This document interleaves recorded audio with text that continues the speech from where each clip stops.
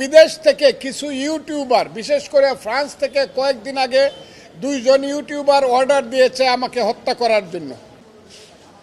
আপনারা আমাকে চেনেন, আমি ফজলুর রহমান। আমার বয়স এখন 78 বছর। আমার জীবনের প্রথম পরিচয়, আমি একজন মুক্তিযোদ্ধা। আমার যখন যৌবন ছিল, বয়স ছিল 23 বছর, ঢাকা বিশ্ববিদ্যালয়ের ছাত্র হিসাবে আমি বাংলাদেশের 71 সনে বাংলাদেশের মুক্তিযুদ্ধে গিয়েছিলাম এবং কমান্ডার হিসাবে যুদ্ধ করে আমরা দেশকে, আমি কমান্ডার ছিলাম এবং কমান্ডার হিসাবে যুদ্ধ করে মুক্তিযোদ্ধারা দেশকে স্বাধীন করেছিল। আমি সেই 1200 মুক্তিযোদ্ধার কমান্ডার ছিলাম। আজকে আমার জীবনের শেষ পর্যায়ে আমার দ্বিতীয় পরিচয়, আমি একটা রাজনৈতিক দল করি। সেই রাজনৈতিক দলের নাম হলো জাতীয়তাবাদী দল। আমি সেই দলের চেয়ারপারসনের উপদেষ্টা। আমার আরেকটা পরিচয়, আমার জীবন এবং জীবিকার পরিচয় হলো আমি বাংলাদেশের সিনিয়র অ্যাডভোকেট। আমি সুপ্রিম কোর্ট এবং সমস্ত কোর্ট মিলে 49 বছর যাবত আমি ওকালতি করি, বাংলাদেশের সিনিয়র অ্যাডভোকেট। আমার রাজনৈতিক জীবনের অনেকগুলো আরও দিক আছে, সেইগুলো নাই বা বললাম। কিছুদিন যাবত আপনারা লক্ষ্য করছেন, গতকাল থেকে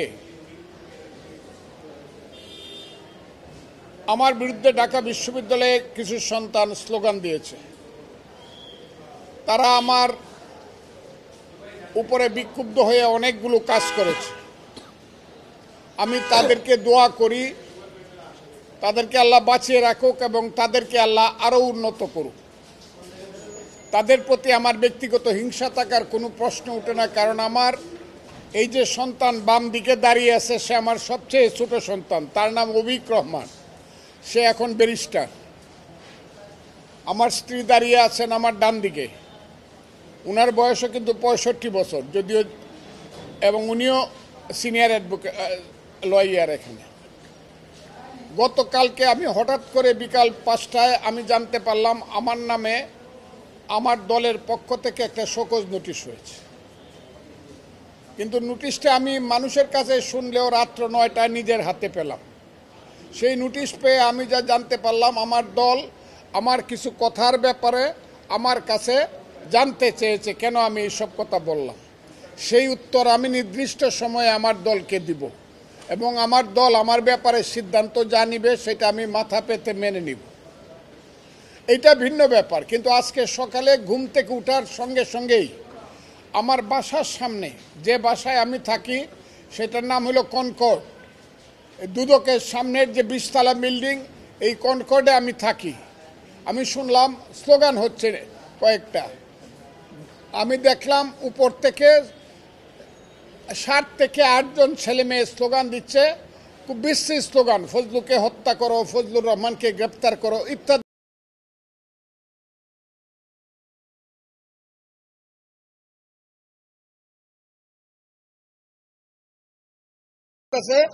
আমি সেই বাসায় থাকি, ভাড়া বাসায় ভাড়া থাকি, মালিক আমাকে বাসায় ভাড়া থাকতে দিব কিনা, 1। 2 নম্বর হলো, আমার মূল প্রশ্নটা হলো, আমি একজন মানুষ করেছিলাম, আমি এই দেশে 61 বছর যাবৎ রাজনীতি করি, কাজে আমার এই দেশে নিশ্চিন্তে নির্বিঘ্নে বাঁচার অধিকার আছে।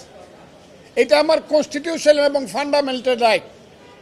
এই রাইট, এই অধিকারের উপরে আজকে আমি দেখছি বাধা পড়ছে, আমাকে হত্যা করতে চায়।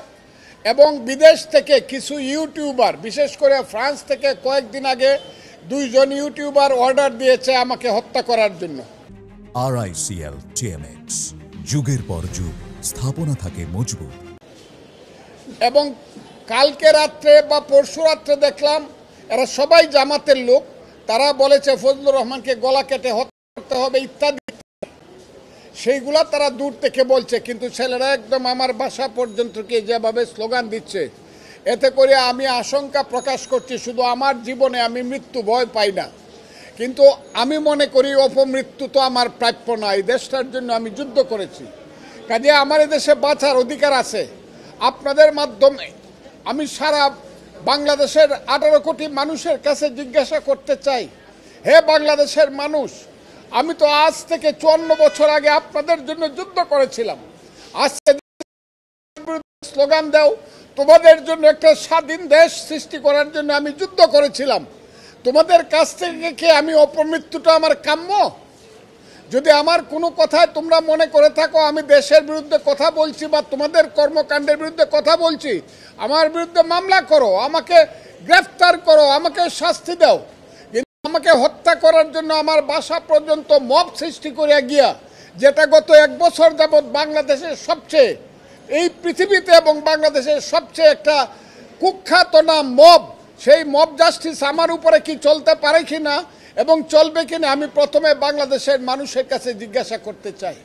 হে বাংলাদেশের মানুষ, আপনারা যদি মনে করেন একজন মুক্তিযোদ্ধা হিসাবে নির্বিঘ্নে আমার বেঁচে থাকার অধিকার আছে, তাইলে আপনারা আমার জন্য দোয়া করবেন এবং আপনারা আমার জন্য আমার পক্ষে প্রতিবাদ করবেন যে ফজলুর রহমানকে নির্বিঘ্নে বাঁচতে দাও।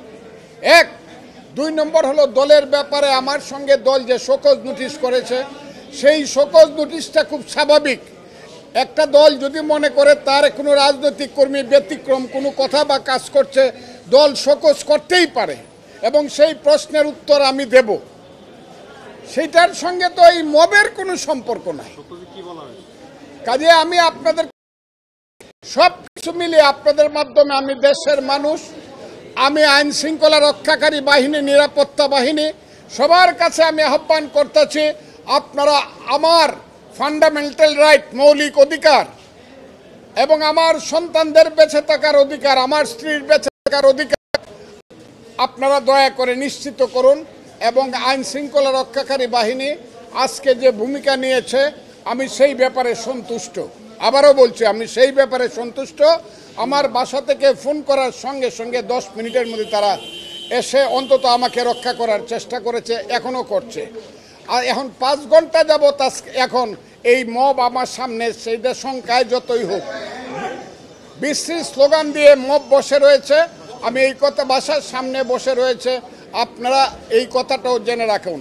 আপনাদের মাধ্যমে আমি এই কথাটাই আজকে বলতে আসছি, আমার জীবনের নিরাপত্তা সাংবিধানিকভাবে আমার আছে। আর আমি সবচেয়ে বিশ্বাস করি আমার সৃষ্টিকর্তা আমাকে রক্ষা করবে, কিন্তু সাংবিধানিকভাবে ফির দুনিয়াগতভাবে এই দেশের আইন শৃঙ্খলা রক্ষাকারী বাহিনীর দায়িত্ব আছে আমাকে জীবন রক্ষার নিরাপত্তা দেওয়া।